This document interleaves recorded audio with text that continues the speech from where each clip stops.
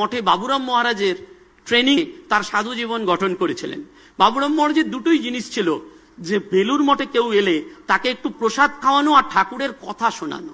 অনেক সময় হতো দুপুর 12:30 একটার সময় ভক্তরা এসেছেন, বাবুরাম মহারাজ তাদের ভগবানের কথা শুনিয়েছেন, তারপর প্রসাদ খাইয়েছেন এবং বিদায় দিয়েছেন। তো একদিন এরকম 1:30টার সময় একদল ভক্ত এসছেন, বাবুরাম মহারাজ কথা বলেছেন, বলেছেন ভরত তুমি এদের জন্য একটু প্রসাদের ব্যবস্থা করো।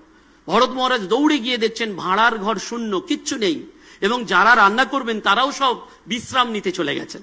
ভরত মহারাজ এসে বলছেন বাবুরাম মহারাজকে, মহারাজ আজকে ছেড়ে দিন, আজকে আর এদের জন্য ব্যবস্থা করতে হবে না, এমনি বিদায় দিন। সঙ্গে সঙ্গে বাবুরাম মহারাজ বলছেন ভরত ওটি তো হবে না, প্রসাদ দিতেই হবে। বলেই বলছেন, মঠের ম্যানেজার তো সব জানেন, বলছেন ভরত আমি জানি তুমি ঠাকুরের বৈকালিকের জন্য দুটো সন্দেশ আলাদা করে রেখেছো, 3:30টার সময় মন্দির খুললে দেবে, ওই দুটো সন্দেশ দিয়েই ভক্তের সেবা করো। ভরত মহারাজ আর কি করবেন, তিনি ওই দুটো সন্দেশ দিয়েই সেবা করেছেন, যেহেতু সিনিয়র প্লাস বাবুরাম মহারাজ। কিন্তু মনে মনে তার একটা দুঃখ, একটা ডিপ্রেশন, যে ঠাকুরের জন্য সন্দেশ দিয়ে দিলাম, এখন ঘড়িতে 2:30 বাজে, তখনকার দিনের বেলুর মঠ, পাবেনও না সন্দেশ চট করে, দোকানও নেই, কি করবেন। তিনি মনের দুঃখে গঙ্গার ঘাটে বসে আছেন, যে আর দেখা করবো না বাবুরাম মহারাজের সাথে। ঘড়ি এগোচ্ছে, বাবুরাম মহারাজ পরম নিশ্চিন্তে বিশ্রাম করতে গেছেন। ঘড়িতে 3:10, ভরত মহারাজ যে ঘাটে বসে আছেন, একটা নৌকো এসে ভিড়লো। নৌকো থেকে একজন মানুষ নেবে, ভরত মহারাজকে বললেন আচ্ছা বাবুরাম মহারাজ কে আছেন। ভরত মহারাজ বলছেন আমি জানি না, আপনি খুঁজে নিন।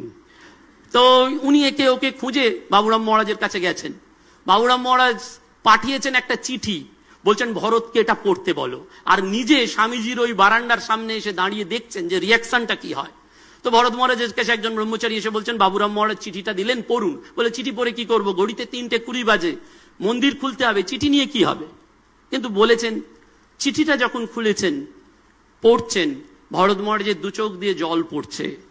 চিঠিতে লেখা আছে, আমি কলকাতার একজন মিষ্টান্ন ব্যবসায়ী, 1 নৌকো ভর্তি মিষ্টি পাঠালাম, যদি বিকেল 3:30 বৈকালিকে ঠাকুরকে নিবেদন করা যায় তাহলে আমার মিষ্টির ব্যবসা সার্থক হবে।